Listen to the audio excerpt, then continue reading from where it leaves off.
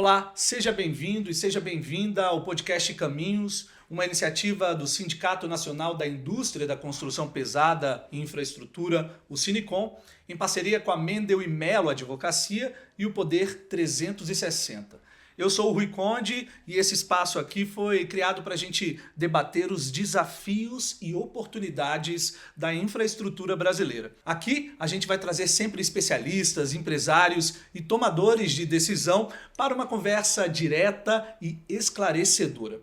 Hoje vamos falar sobre uma política pública que já movimentou bilhões de reais, já gerou emprego e fortaleceu a presença do Brasil em todo o mundo. É o crédito à exportação de serviços de engenharia. Nosso tema é urgente. Desde 2015, o Brasil vem abrindo mão de um instrumento que tem uma força muito grande e que é usado por grandes potências mundiais. Agora, com o PL 5719 de 2023 estacionado no Congresso, o setor busca corrigir essa rota. Para esse debate, eu estou muito bem acompanhado. Ao meu lado eu tenho aqui o Humberto Rangel, que é diretor executivo do Sinicom, que também vai ser o nosso entrevistador ao longo desse episódio. Seja muito bem-vindo, Humberto. Muito obrigado, Rui. É um prazer dividir essa bancada com você, especialmente num momento tão decisivo para a engenharia nacional, que se encontra em meio a um processo de retomada, com ampliação do volume de investimentos públicos e privados, mas que ainda carece de outros instrumentos que reforcem essa caminhada e que retomem, inclusive, espaços que foram explorados e conquistados durante muito tempo. É importante a gente ter em conta que a política de exportação de serviços de engenharia ela se inicia ainda na década de 70, final da década de 70, começo dos anos 80, e talvez até um pouco antes nós temos o registro de uma empresa brasileira de engenharia que trabalhou na Argélia ainda na década de 60.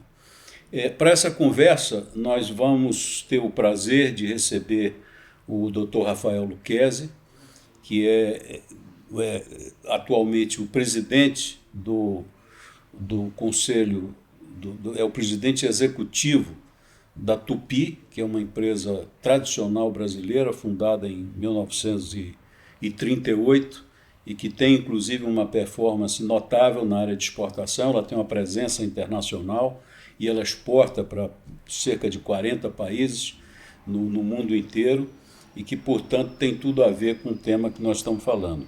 O Rafael é um economista. Até poucos dias atrás, talvez menos de um mês, era o presidente do Conselho de Administração do BNDES, posição que lhe deu muita intimidade, muito trabalho nesse tema, uma vez que foi o BNDES, nos últimos anos, o principal instrumento de financiamento das empresas brasileiras. O Rafael vai nos responder aqui perguntas. O caráter da conversa é mais um bate-papo, as perguntas são uma provocação inicial e ele vai estar inteiramente à vontade para colocar o seu conhecimento, o seu expertise, para situar o tema dentro de um horizonte vamos dizer, de otimismo, que é o que nós buscamos. Nós buscamos retomar a política de financiamento. Essa retomada tem reflexos positivos na performance das empresas de engenharia no Brasil, e nós hoje não temos o direito de nos ausentarmos como país, nós não temos o direito de perder a ambição de ter a presença que nós já tivemos.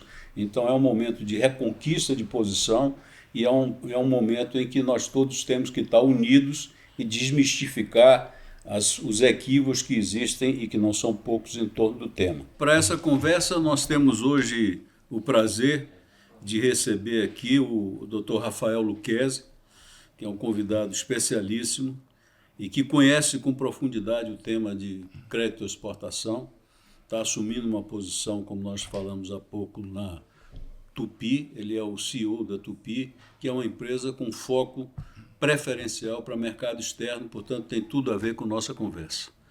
Por favor, Rafael, talvez fosse interessante você complementar, nós fizemos algumas considerações sobre a sua história profissional. Se você quiser complementar alguma coisa, nós demos ênfase muito à sua participação no BNDES, como presidente do Conselho de Administração e como CEO da Tupi. Mas, obviamente, sua trajetória é muito mais rica, muito mais ampla do que isso. Era importante para o nosso associado, para o nosso assistente, tomar conhecimento. Bom, eu sou economista de formação, depois me tornei professor universitário na área de economia. Sou até hoje professor da universidade, lá do estado da Bahia. Trabalhei na Federação das Indústrias do estado da Bahia, no Instituto Evaldo Lodge, na Bahia. Fui secretário de Ciência, Tecnologia e Inovação no estado da Bahia. Depois eu tive um longo período aqui na Confederação Nacional da Indústria. Fui diretor de operações e depois fui o diretor-geral do Senai e o diretor nacional do SESI por um longo período. E mais recentemente assumi a presidência do Conselho do BNDES. Na verdade, estive em inúmeros conselhos, como o Conselho Nacional de Desenvolvimento Industrial, o Conselho Nacional de Educação e o Conselho Nacional de Ciência, Tecnologia e Inovação. Entre dezenas de outros conselhos, fui presidente também do FIA-FGTS. E mais recentemente, fui escolhido para liderar no próximo triênio a Tupi, como seu diretor-presidente, o CEO na prática. Maravilha. Antes de começar, Rangel, eu quero dar um recado importante aqui para quem está assistindo a gente, que essa é apenas a primeira temporada do nosso podcast. A gente vai ter aí mais 10 episódios abordando temas que são essenciais para a infraestrutura. Então eu quero deixar aquele recadinho de aproveitar, seguir o canal, né, ativar o sininho e não perder nenhum episódio daqui para frente. Rangel, por favor, a bola está com você. Perfeito. Rafael, vamos direto ao nosso tema.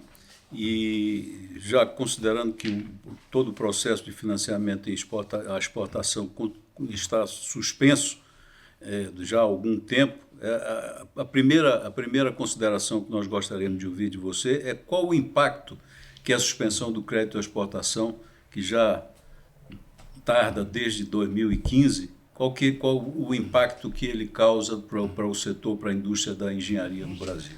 Olha, impacto muito negativo e até injustificável, porque a atividade da engenharia, serviço de engenharia, é uma atividade extremamente complexa que ajuda muito a economia de cada país. É normal que os países apoiem fortemente isso. E com a suspensão do financiamento, é claro que isso reduziu muito a competitividade das empresas brasileiras, e isso determinou um esvaziamento da participação brasileira na engenharia global. Nós tivemos uma enorme redução. E essa perda de competitividade ela vai implicar em quê? Em que as empresas vão perdendo mercado, e ao perder mercado, se tornam menos competitivas até dentro do mercado brasileiro. Então, isso estabelece um caminho de decréscimo dessas empresas, elas deixam de acompanhar também as rotas tecnológicas, há um desaprendizado, as empresas se tornam menores, se tornam menos capazes de enfrentar a própria competição internacional. Então, o Brasil, que era um grande exportador de engenharia, hoje as empresas brasileiras têm dificuldade de fazer as obras de infraestrutura no Brasil. Então, veja que situação paradoxal que nós criamos. E tudo isso gera o quê?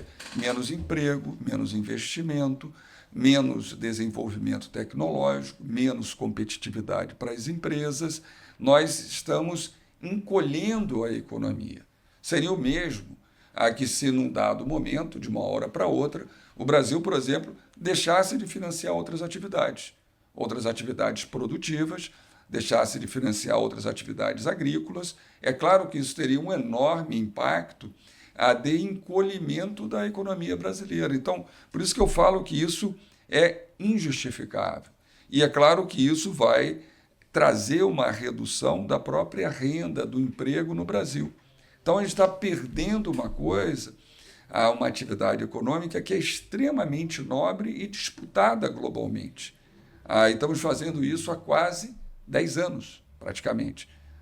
Conclui esse ano, o 10º ano dessa interrupção. Então, é algo injustificável e que não faz o menor sentido manter diante da atual situação. Acho que é algo que tem que ser corrigido. É um erro que foi cometido. Então, durante o processo de investigação que houve no passado, seria como a gente identificasse um crime que as pessoas utilizassem avião, por exemplo. E aí, como forma de combater o crime, olha, vamos acabar com voo no Brasil. Vão deixar de utilizar avião. É uma sandice isso.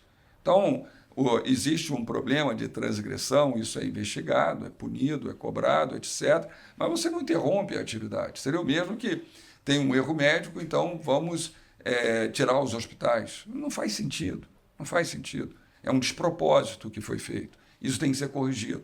Os erros são importantes para nós podermos corrigir eles e aperfeiçoar o caminho da economia. Muito bem. Sem dúvida, realmente esse aspecto que é levantado. Inclusive, houve durante um período grande, agora está mais arrefecido esse posicionamento, mas houve durante um determinado período quase que uma ideologização desse tema, que no mínimo significa desconhecimento até das origens dele.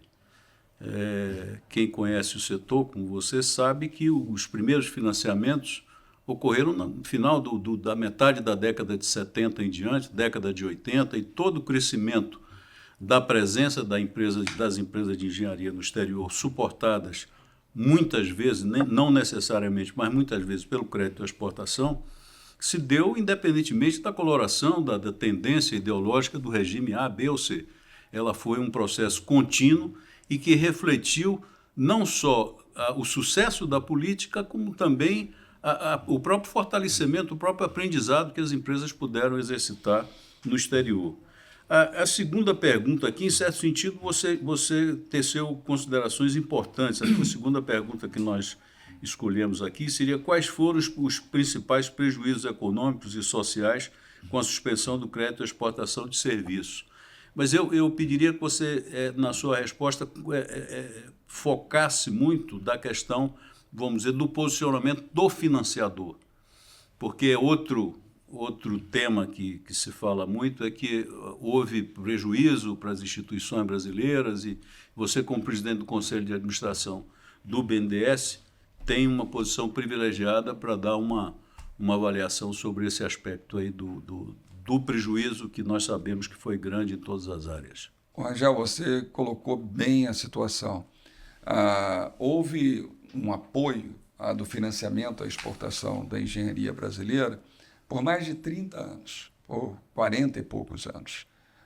E isso foi decisivo para que a participação brasileira na engenharia global se situasse ao redor de 5%. A participação da economia brasileira na economia global, a economia global definida em torno de 103 trilhões de dólares, nosso PIB é de 2,33 trilhões, então nós temos aí 2,3% da economia mundial. Então, a nossa participação em 2015 na engenharia mundial era de 5%, o dobro, ou seja, uma estratégia muito bem consolidada de uma ação do Estado brasileiro ao financiar isso e criou uma agenda de eficiência e geração de riqueza e de valor, na qual a posição brasileira era o dobro do que nós tínhamos e temos como a participação relativa na economia global. Um exemplo de sucesso. E a interrupção disso, o que gerou?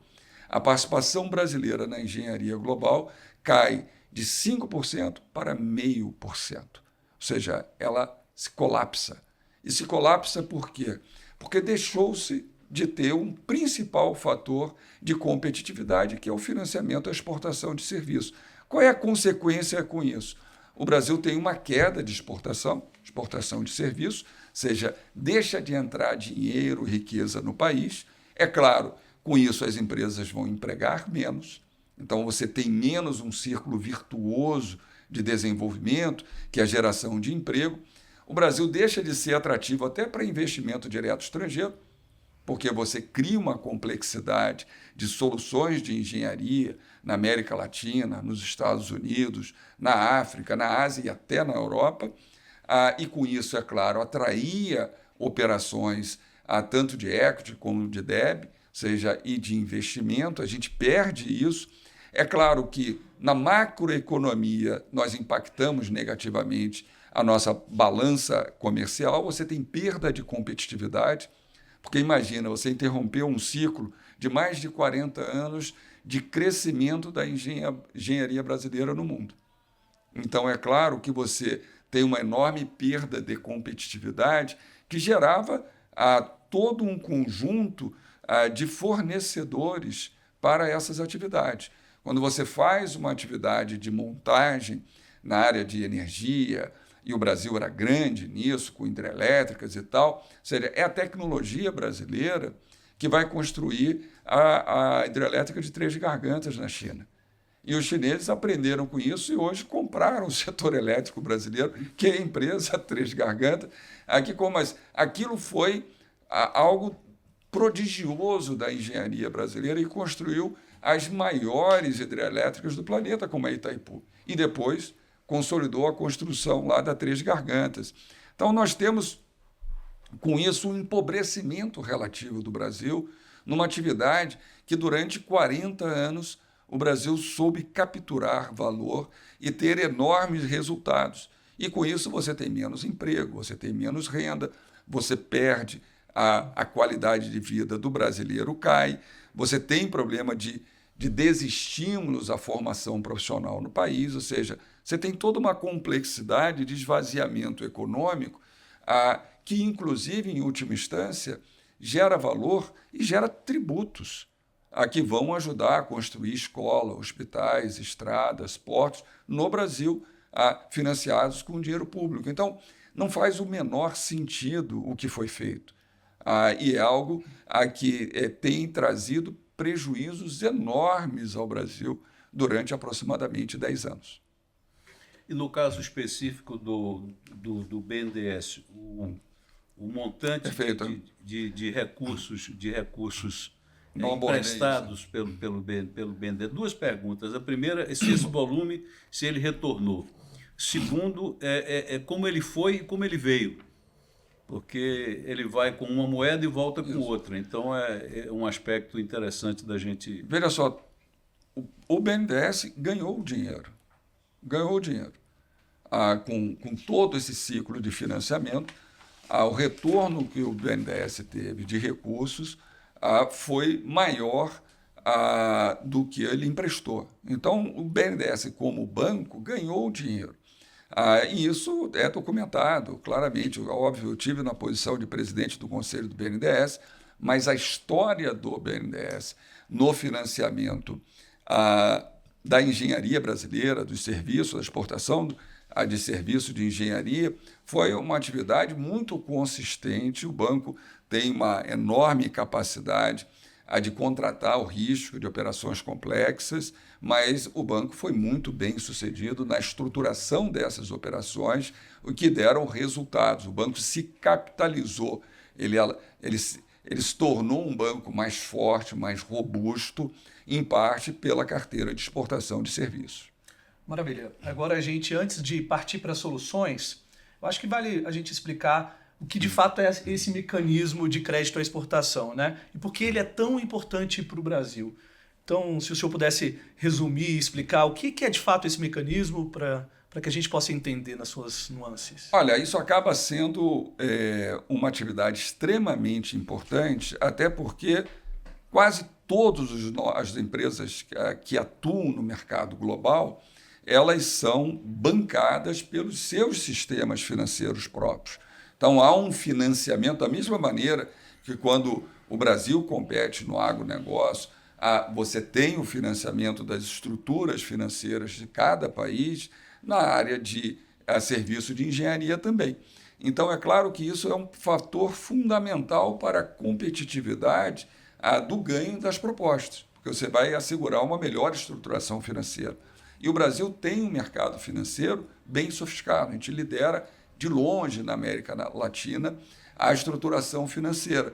Então, nós temos uma sofisticação muito grande, temos bancos muito sólidos, o principal deles nessa atividade é o BNDES, claro, mas temos uma sofisticação de capital humano no Brasil, da mesma maneira como, historicamente, um país de proporções continentais, que teve o desenvolvimento econômico que o Brasil teve, de forma muito célere, criou uma base, uma competência de engenharia a partir das universidades brasileiras, sobretudo as universidades públicas, e tudo isso criou uma marca Brasil de competência em engenharia muito respeitada, de uma marca que foi construída ao longo de muitas décadas. E o financiamento, ele acaba sendo uma cunha importante para a competitividade das propostas que são apresentadas. Por quê? Porque isso vai estabelecer, obviamente, uma estruturação financeira adequada para aquela atividade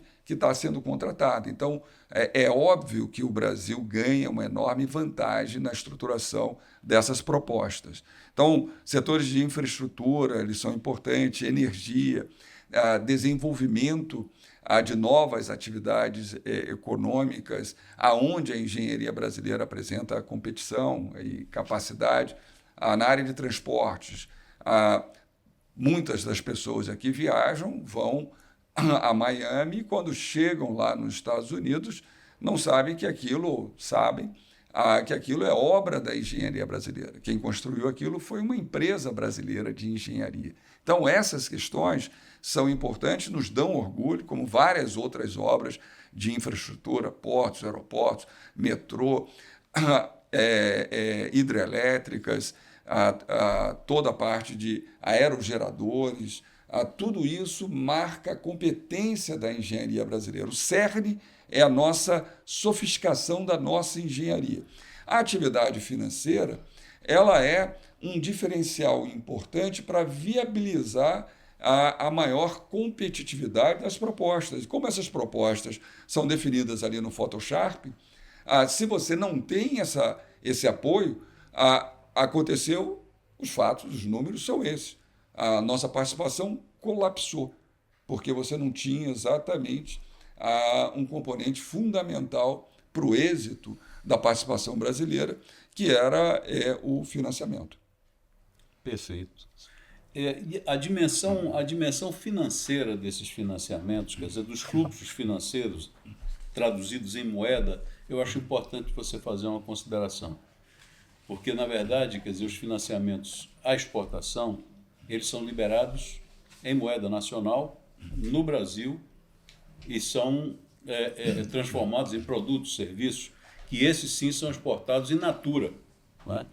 Muito bem observado. É até diferente. O KfW, na Alemanha, por exemplo, ele é até mais flexível nas formas de apoio às empresas alemãs de engenharia. Então, ele cria até maior flexibilidade para isso. Tem outras agências financeiras globais, o KfW é uma espécie de BNDES da Alemanha, que eles, até para redear, né, a empresa e dar mais segurança, eles vão fazer essa operação numa cesta de moedas, porque isso acaba tendo uma atividade rede. O BNDES também sabe fazer isso e, eventualmente, usa essa modalidade. Mas o grosso dos recursos acabam se traduzindo em toda a carteira, em todo o offset que vai assegurar aquela implementação.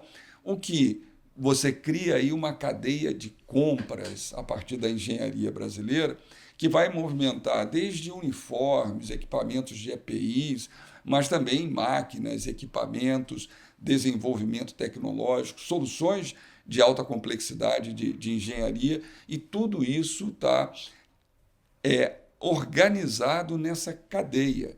É que nem uma montadora automotiva.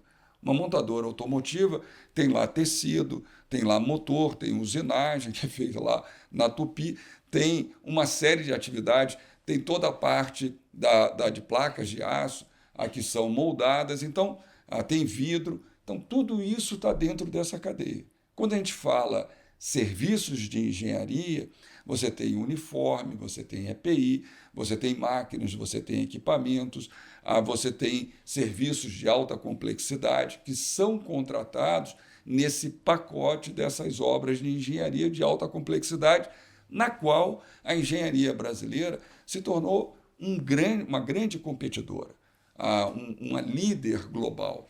E isso traz o quê? Divisas, traz riqueza para o Brasil. Isso foi inexplicavelmente interrompido. Então, essa questão que nós precisamos, como sociedade, amadurecer e refletir, deixar o calor da discussão que houve lá em 2015 e agora, com a serenidade devida, ter a reflexão do quão importante é nós termos a maturidade de retomarmos isso, porque temos uma história que se inicia, como você bem falou, Rangel, nos anos 70, e durante 45 anos essa foi uma conta extremamente positiva para a sociedade brasileira. Nós construímos grandes empresas que dominavam plenamente o mercado brasileiro, coisa que hoje não acontece, e conseguiam, a partir daí, exportar serviços, trazendo mais riqueza, mais divisa, mais emprego, empresas maiores, mais sofisticadas, capazes de acompanhar a fronteira tecnológica da agenda de engenharia, que é uma agenda nobre e sofisticada, uma das agendas de maior complexidade, entre todas as outras atividades da qual o Brasil exporta. Então, é uma participação extremamente estratégica que a sociedade brasileira deve rediscutir o seu posicionamento e temos clareza de que o Congresso Nacional é sensível a pensar, a ter a abertura de entender o quão importante isso foi para a sociedade brasileira e o quão importante isso ainda pode ser para a sociedade brasileira. Perfeito. Então a gente poderia, talvez, para resumir numa frase, dizer que o financiamento e a exportação de serviço tem também uma dimensão de captação de moeda forte para o país. Sim, sim, claro. Exportação. Isso ajuda a balança de pagamentos do Brasil, porque você, ao exportar serviços, nós vamos ter um ingresso de dólar no Brasil. Isso, inclusive, fortalece a nossa moeda, isso dá mais segurança macroeconômica. As crises que hoje são cada vez mais comuns de ataque especulativo. As reservas brasileiras, parte dela, foi construída pela exportação de serviços. Quando o Brasil tinha uma grande carteira de obras na América Latina, nos Estados Unidos, no Canadá, na África, na Europa, na Ásia, no Oriente Médio, tudo isso traz para o Brasil divisas fortes. Além do que, a expatriação de brasileiros que depois vão investir as suas poupanças aonde? Grande parte delas vai movimentar a economia brasileira, criando círculos dinâmicos de desenvolvimento. Eles voltam para cá, compram a sua casa, fazem novos investimentos, e tudo isso gera um efeito dinâmico muito importante, além da internacionalização da carreira de muitos executivos que foram importantes para diversas atividades econômicas em outros setores, mas que a curva de aprendizado se deu a partir da engenharia e da mobilidade das pessoas que depois foram para outras atividades econômicas. Perfeito. Bom, Angel, eu queria propor agora que a gente fale um pouco de futuro, né? O Lucchesi falou um pouco ali da relação com o Congresso, né? A gente tem um projeto de lei 5719 de 2023 que propõe uma nova estrutura para o crédito, a exportação, com mais transparência, regras claras e segurança jurídica. Agora eu queria que a gente colocasse aqui na nossa discussão como que isso vai ser na prática, né? O que vai mudar quando esse projeto for aprovado pelo Congresso? Bom, primeiro é que ele é um projeto extremamente moderno, ele cria um marco legal, o que vai dar, obviamente, muito mais segurança jurídica para as instituições financeiras e empresas, porque vai ter, claro, uma regra do que pode, do que não pode. O Brasil fez bem o dever de casa. Então, esse projeto ele sintetiza as melhores práticas preconizadas pela OCDE. Houve também consultas fortes ao TCU. O TCU ajudou, deu orientações estratégicas importantes na construção desse projeto. A gente poderia dizer que com essa lei, com esse diploma legal, e aí está de parabéns o trabalho que o Congresso Nacional fez, o Brasil tem talvez um dos melhores, se não o melhor marco legal para a nossa retomada. Então, se tem uma coisa positiva, acho que foi muito ruim a interrupção tão longa de 10 anos, mas agora esse diploma legal cria uma perspectiva muito favorável, porque se sintetiza nesse projeto as melhores práticas que tem no mundo, que são preconizadas pelas regras da OCDE, e isso vai ser muito interessante, inclusive para que nesse processo haja uma participação também de pequenas e médias empresas. Perfeito. Então, isso é importante porque cria um caráter de ampliação das oportunidades econômicas. É claro que no Brasil, de uma forma geral, em quase todos os mercados, na área de exportação, ela é muito concentrada em grandes empresas, e quando a gente compara o Brasil com, por exemplo, outros países, vou citar o exemplo da Itália. Na Itália, pequenas e médias empresas participam muito solidamente do mercado mundial de exportação. Então, são empresas que são mais competitivas nesse interim. E esse diploma legal, o PL 5719, ele cria uma energia positiva e desconcentradora para pequenas e médias empresas. Então, isso vai ser importante para toda a área de engenharia, de tecnologia, de infraestrutura no Brasil, e que vai ter até um efeito desconcentrador. Perfeito. Esse processo, esse projeto de lei, ele se encontra ainda no Congresso? Se encontra ainda no Congresso.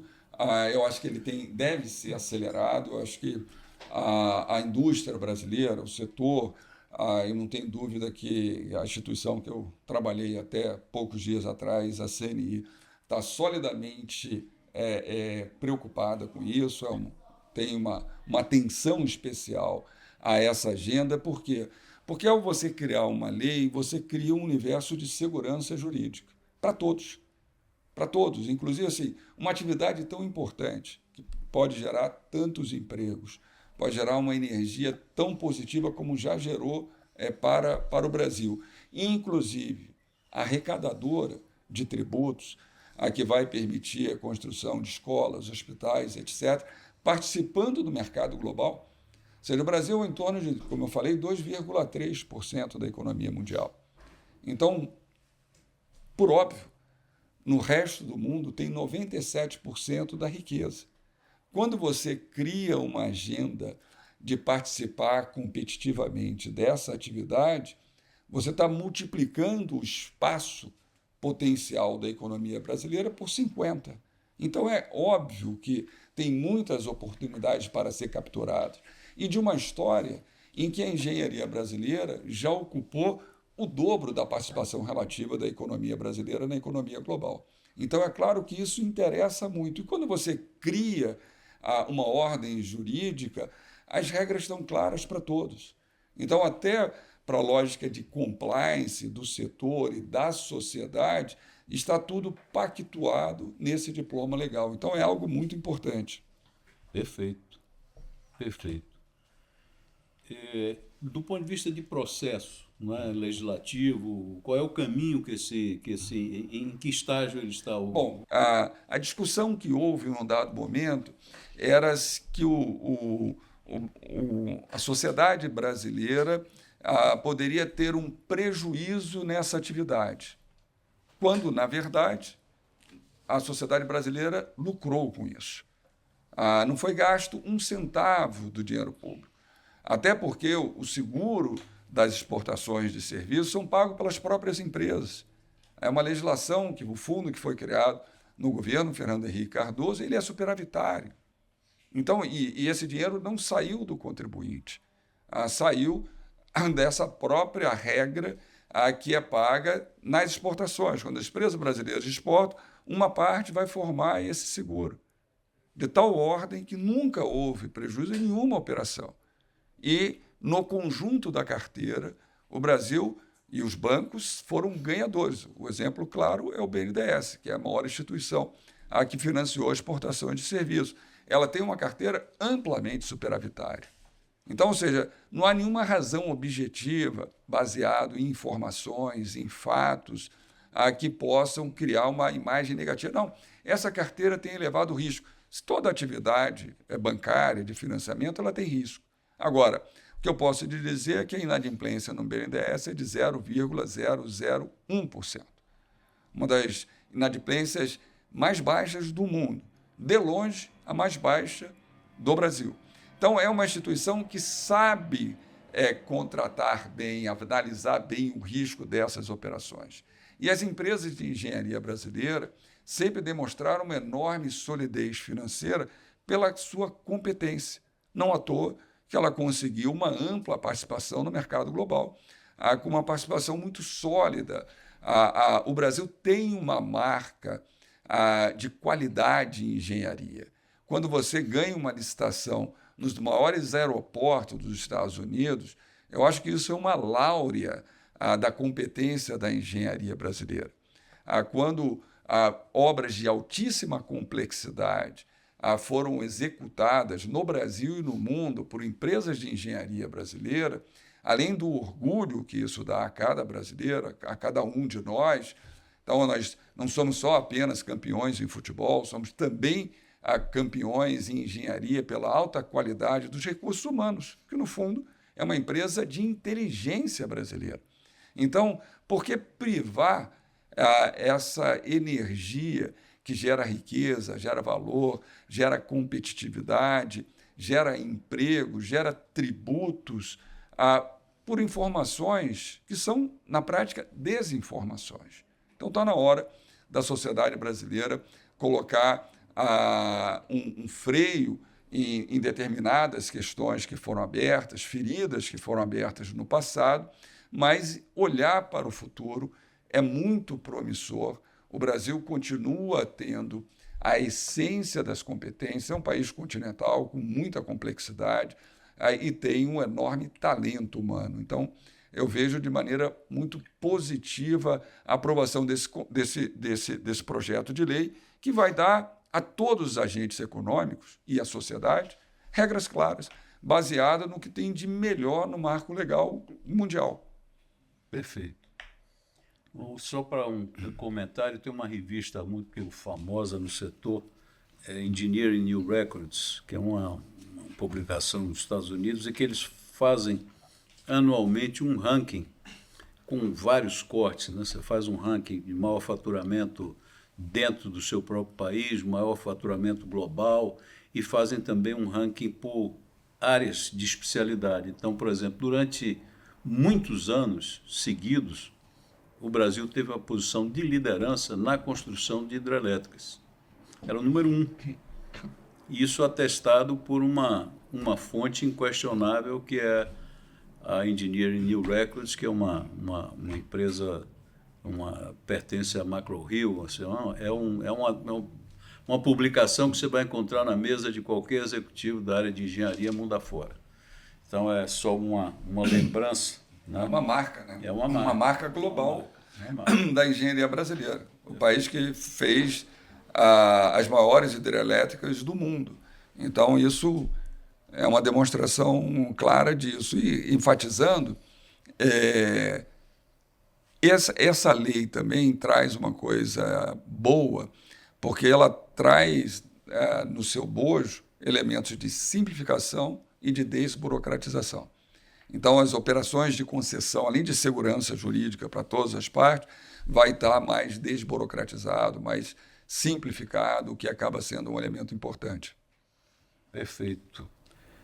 É possível fazer alguma avaliação de impacto, vamos dizer, da aprovação desse projeto de lei, vamos dizer, no tamanho do mercado das empresas de engenharia? Eu sei que é uma pergunta que tem um recorte meio complicado do ponto de vista numérico, mas a gente vai voltar progressivamente. É claro que nada é automático, você não vai virar uma chave, mas você vai criar uma estrada de uma energia positiva para o Brasil retomar a posição que já teve outrora.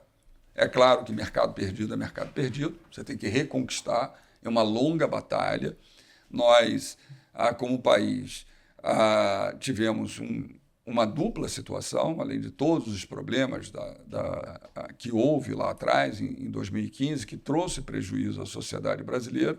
Nós resolvemos punir aquilo que poderia recuperar a participação relativa.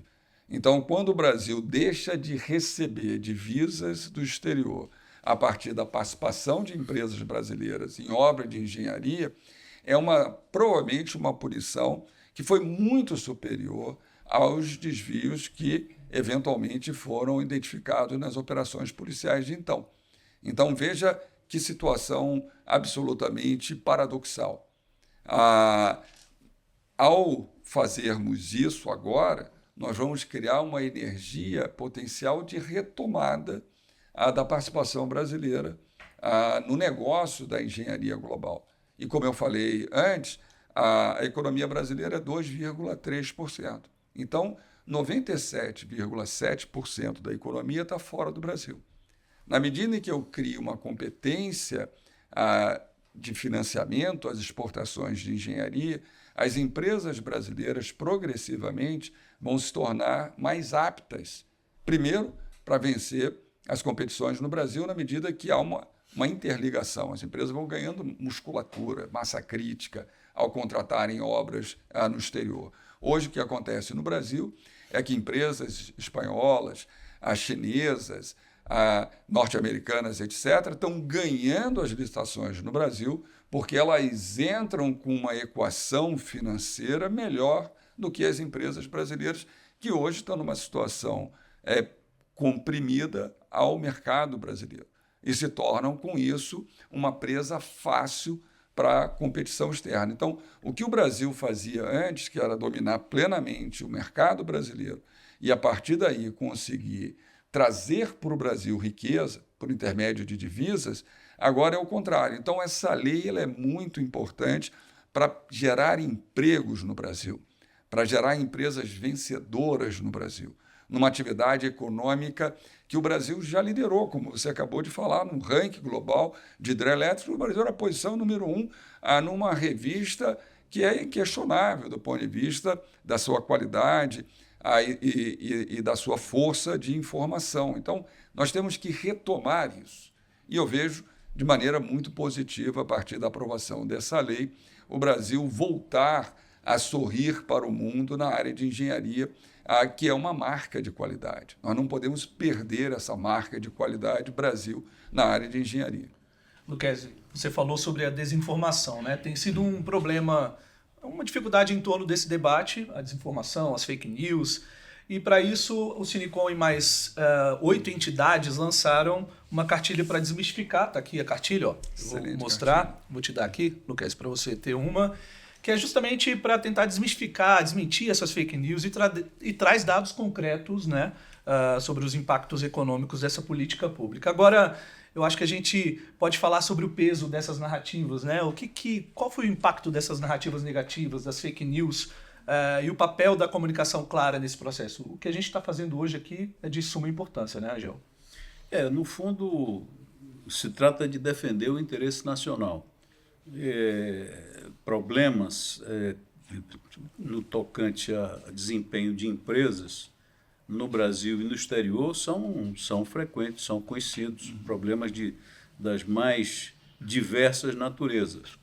Nós não vamos citar aqui empresas internacionais de porte gigantesco que foram punidas muitas vezes no mercado americano, no mercado europeu, e que foram preservadas na sua essência, né? Com a separação criteriosa daquilo que é um problema pontual a ser equacionado e aquilo que é a vida da empresa, que sempre foi vista como uma coisa sagrada. A empresa é o grande gerador de inovação, de emprego, de renda, de receita para o próprio Estado. Então, eu acho que a gente está num momento em que que nós estamos chamando de fake news, quer dizer, talvez até não seja...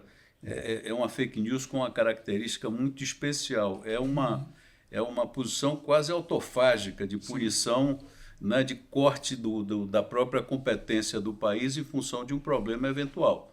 Então, isso os americanos podem nos ensinar como fazer, né, os europeus podem nos ensinar como fazer, os chineses podem ensinar, nós temos que aprender, nós temos que ter essa capacidade de saber defender o interesse nacional e separar aquilo que é objeto de punição, de correção, daquilo que é a essência, né, do interesse nacional, que é a preservação da capacidade da engenharia nacional. Né? Nós levamos um período longo para aprender. Né? Hoje, aqui, pouco antes de você chegar, falamos aqui, todo mundo que vive em Brasília fica mais uma vez fascinado por Juscelino, que foi um campeão de desafios e, sobretudo, apoiados em empresas de engenharia. Nós aprendemos, numa fase inicial, as empresas estrangeiras vieram para o Brasil, deixaram sua tecnologia, nós aprendemos e depois exportamos, e agora temos que retomar isso. Eu acho que tudo que você comentou aí reforça essa prioridade que nós, como sindicato, temos para enfrentar isso e em todos os setores defender essa posição, que nós não temos dúvida que é uma posição brasileira, não é uma posição setorial. Sem dúvida. Veja só, existe muito mitos nessa discussão toda. O Brasil precisa, de fato, uma legislação de leniência, mas a gente pagou da pior forma. Nós desorganizamos o setor. Isso não está nem tão atual agora na discussão, porque a gente está criando regras para frente, e o PL 5719 ele vai nessa direção de uma bela construção de futuro. Mas na discussão desse projeto houve algumas incompreensões. Num dado momento, se queria que as operações de exportação, que é uma relação entre banco e empresas, fosse aprovado pelo parlamento. Não existe essa prática em nenhum lugar do mundo. E, é claro, isso gera um enorme risco para as empresas exportadoras brasileiras. E também uma perda de competitividade. Claro. Porque numa licitação global, se a empresa não tem o mandato daquela atividade, isso depende de uma aprovação, é óbvio que vai ser um não start na participação dela em qualquer processo de compra global. Então, a gente precisa ter um mínimo de coerência. Claro que uma percepção dessa não vai prosperar. Dizer que essas atividades foram fortemente subsidiadas é também uma inverdade, porque a atividade de financiamento dela, como a gente já tocou aqui, foi extremamente lucrativa, a conta é positiva, então isso não é real.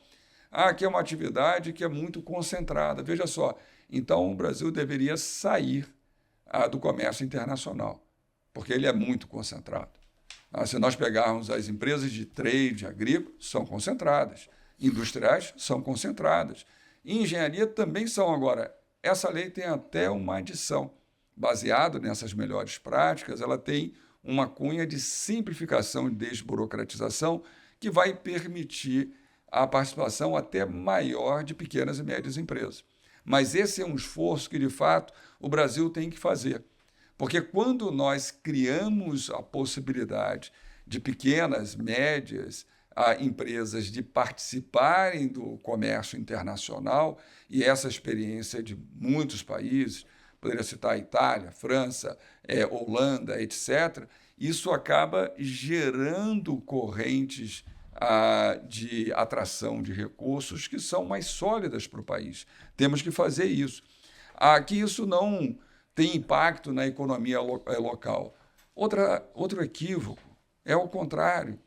Quando você financia ou quando uma empresa de engenharia ganha uma obra, mais ou menos 40%, 50% dessa cadeia de valor vem para o Brasil. Como eu dei o exemplo, até o uniforme, os equipamentos de EPI, máquinas, equipamentos, você tem toda uma cadeia que é contratada pela engenharia brasileira e que vai acontecer naquela obra. fora os salários, recursos humanos e todo o efeito multiplicador disso. Que financiamento às exportações de engenharia só de países desenvolvidos. Não é verdade. Vários países em desenvolvimento têm sólidos apoios às suas empresas de engenharia. Isso fez parte da história brasileira. O Brasil foi pioneiro e líder como país em desenvolvimento na agenda de serviços. E que também esses recursos não são necessários em períodos de crise econômica. Quando é justo o oposto, é claramente o oposto. Então, essa fake news é até assim risível do ponto de vista de contestação. É claro que em crise econômica o dinheiro fica mais caro, fica mais escasso, e é óbvio que no ciclo estrutural da atividade dos serviços de engenharia, o apoio ao financiamento vai ser extremamente importante para dar estabilidade da participação, mesmo em períodos de crise econômica, seja brasileira, seja global. Então, por todas essas razões, não tem nenhum argumento colocado na mesa que seja relevante para a não retomada disso. E fica até um ponto, Rangel, importante que você colocou. Uma outra coisa importante que o Brasil tem que ter é regras claras de leniência. Uma empresa é um patrimônio da sociedade. Ela pertence circunstancialmente aos seus acionistas. Mas uma empresa, ela é um bem de todo aquele país. Vou dar, assim, alguns exemplos. Quando existe um escândalo, e houve vários escândalos com empresas globais, não vou falar o nome dessas marcas, mas é só entrar no Google e ver várias grandes marcas globais tiveram escândalos. E o que o país faz? O que as autoridades públicas, tanto o judiciário, o governo e o legislativo daquele país faz? Veja só, quem transgrediu, os executivos ou os donos da empresa que transgrediu aquilo, será punido.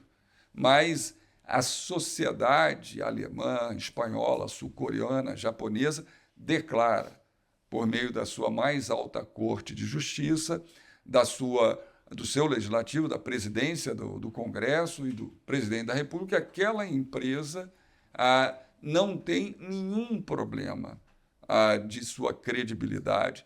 Foi exatamente o contrário que o Brasil fez em 2015 e tem que aprender com seus erros. As empresas foram destruídas e se destruiu ali um patrimônio nacional. Veja só, quando acabou a Segunda Guerra Mundial, todas as grandes empresas alemãs, todas, sem exceção, participaram do complexo militar. Todos os criminosos de guerra pagaram no julgamento de Nuremberg. Mas as empresas, e olha que era um país dominado por uma potência externa, no caso dos Estados Unidos, mas todas as empresas, Porsche, Volkswagen, Bayer, BASF, todas elas foram preservadas e estão até hoje como marcas globais. Fizeram parte da máquina de guerra nazista. Então, olha a diferença de compreensão do valor intangível e calculável e fundamental que as empresas têm numa economia de mercado. A Constituição brasileira nos assegura o privilégio de termos uma sociedade fundada na economia de mercado. E a empresa é um elemento intangível, uma marca de valor, tanto que, por exemplo, a marca Coca-Cola vale mais do que a soma de todos os seus ativos. Então, essa visão de um valor intangível das empresas, a sociedade brasileira tem que ter com clareza. E nós termos para frente, essa é uma outra discussão, a percepção de que temos que ter uma regra de leniência clara que não assegure nenhum tipo de impunidade para transgressão legal. As pessoas serão punidas, mas a empresa é um patrimônio do país. Essa é intocável. E isso nós precisamos aprender. Perfeito. Você citou um exemplo interessantíssimo com relação à Alemanha do pós-guerra, né? E esse certificado de boa conduta que foi emitido para cada uma dessas empresas que participaram do esforço de guerra alemão foram emitidos no momento em que os Estados Unidos tinham absoluto né, que hegemonia global. Hegemonia global, e no caso da Alemanha, né, financiou, inclusive. Quer dizer, o Plano Marshall, que aconteceu nesse período, né, se valeu e estimulou e financiou essas empresas que meses atrás, ou poucos meses atrás, estavam no combate frontal contra os americanos, que numa circunstância que foi ultrapassada, né? Perfeito, então, exatamente isso. Foi interessantíssimo aí esse seu comentário. Bom, eu queria até pegar um feedback, né? A gente lançou essa cartilha recentemente, e como eu falei, a gente apresenta dados técnicos e esses exemplos mais reais, né? Para rebater essas críticas, né? Enfim, eu acho que você foi bem claro aí trazendo alguns exemplos, né? E aí, qual a importância da sociedade, enfim, das entidades se reunirem, né, e trazerem dados consolidados como esse, e qual a importância de comunicar esse dado, né? Olha só, o Brasil é uma democracia moderna. E enquanto democracia moderna, nada é mais importante do que a informação para que o país e a sociedade tomem suas decisões.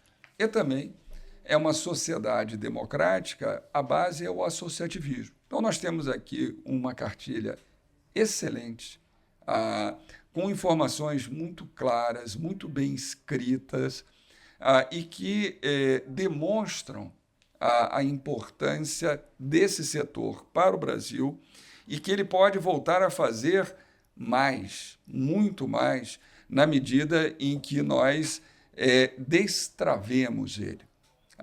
Então, aqui é o talento brasileiro sintetizado nessa informação muito bem construída, muito sólida, para que o Brasil possa voltar a ter, na exportação de serviço de engenharia, uma alavanca de riqueza, de desenvolvimento, de prosperidade, gerando emprego, renda, empresas mais sólidas, empresas que vão investir em inovação e vão ter mais competitividade, que vai gerar toda uma cadeia de valor de serviços que vão desde o uniforme a máquinas de alta complexidade, e tudo isso é muito importante para o Brasil.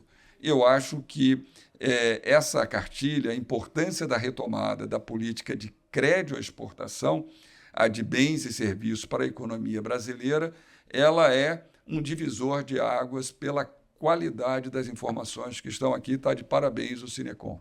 Maravilha. E como o senhor disse, né, essa retomada é mais do que uma questão legislativa, é uma escolha de país, né? A gente precisa agora entender o que está em jogo, né, para que a gente possa, de fato, retomar. E por que retomar agora, né, Miguel? Eu acho que, do meu ponto de vista, todos os momentos têm a sua importância, mas nós estamos vivendo um momento de especial importância, inclusive com uma redistribuição de mercados. Nós tivemos uma economia, até muito pouco tempo, completamente orientada para o hemisfério sul, para o Atlântico Sul, e hoje a gente está vendo uma participação crescente dos asiáticos na economia global, e obviamente que isso significa mercado para as nossas exportações de modo geral, não só de engenharia, mas de bens e serviços. No caso da engenharia, por exemplo, vou dar apenas um exemplo que mostra a oportunidade dessa retomada.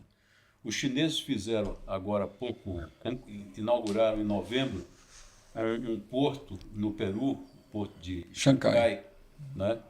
Que é um porto que é uma oportunidade para o exportador brasileiro acessá-lo e que demanda participação de empresas de engenharia para viabilizar essa chegada ao outro lado, e que significa um potencial gigantesco de contratos e de oportunidades, e que tem que ser encarado nesse momento. Está sendo encarado, a gente conhece as iniciativas, por exemplo, do Ministério do Planejamento, que tem estudado com profundidade essa questão e tem tido uma participação muito grande, e obviamente que a participação da engenharia brasileira vai ser tanto mais forte quanto mais sólido for o incentivo, e obviamente que o crédito à exportação é um elemento importante nesse cenário. E por que essa urgência, né, de retomar agora, Luquezzi? Qual é a sua opinião, sua visão em relação a isso? Eu acho que ela vem tardiamente. Nós deveríamos ter retomado isso há mais tempo, mas a gente não pode resolver o passado, a gente pode resolver o futuro. Então, eu não tenho dúvidas que o Congresso Nacional é uma caixa de ressonância e de diálogo da sociedade brasileira.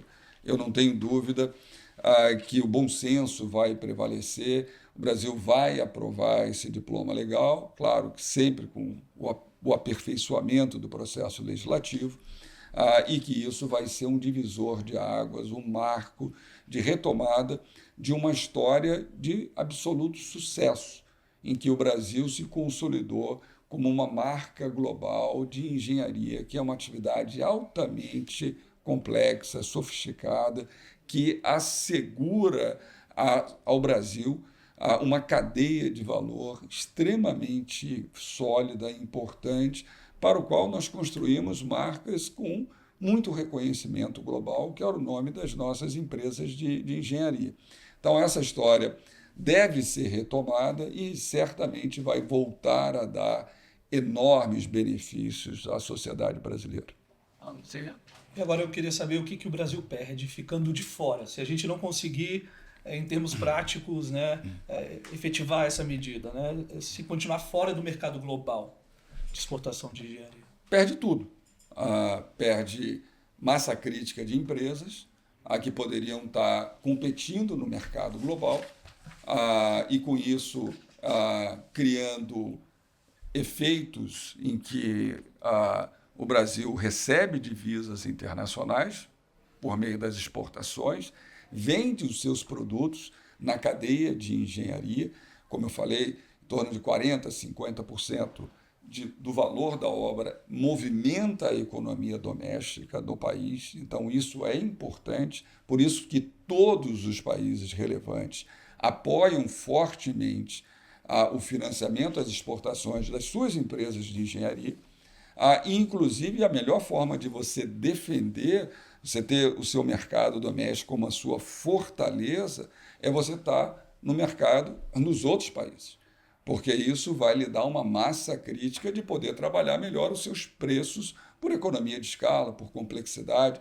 pelo desenvolvimento tecnológico, pelos empregos que aqui são gerados, pelos tributos. Ou seja, tudo isso se perde, tudo isso se apaga, e o melhor exemplo para isso é que o Brasil representava 5% do PIB mundial da engenharia, o Brasil tinha 5%. No PIB de todas as outras atividades, 2,3%. Então, o Brasil, que se iniciou esse processo nos anos 70, né, Rangel? Até 2015, nós saímos de 0% para 5%. E olha que a nossa participação na economia global, ela vem desde 1822, quando nós viramos um Estado nacional. Então, com muito menos tempo, a engenharia mostrou todo o seu valor. Quando você corta o crédito à exportação, essa participação colapsa para 0,5%. Ou seja, é menos até do que a participação relativa da economia brasileira na economia global. Então, é claro que nós fizemos algo de muito errado. Nós jogamos fora a criança com água suja da banheira.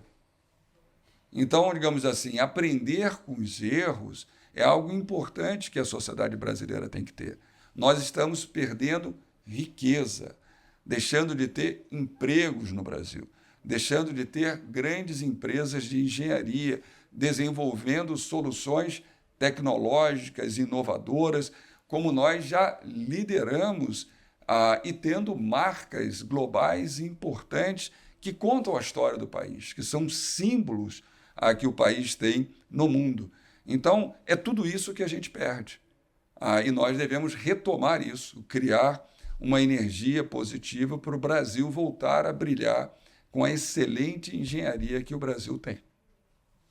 Maravilha, a gente está chegando ao fim do nosso episódio, excelente, uma aula, na verdade, né, Angel? Sem dúvida, sem dúvida. Eu quero agradecer você pela condução das entrevistas, quero agradecer ao nosso entrevistado, nosso convidado, Rafael Lucchesi, que trouxe uma visão aí bem aprofundada, né, bem estratégica e conectada com esse futuro da indústria.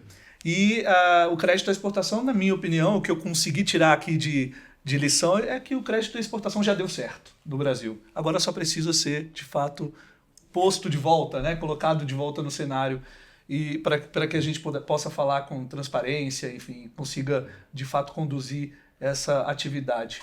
Muito obrigado, Rangel. Obrigado eu.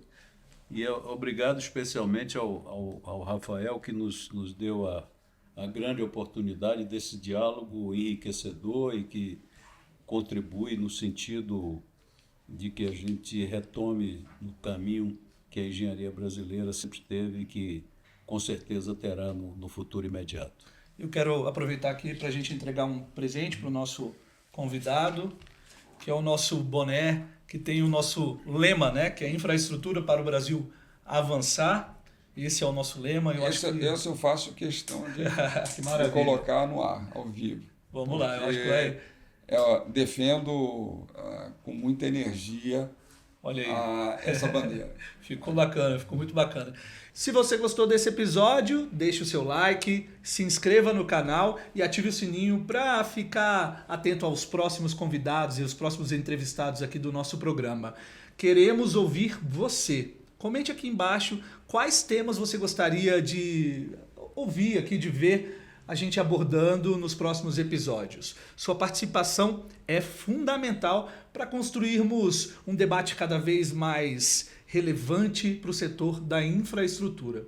Infraestrutura para o Brasil avançar. Até a próxima.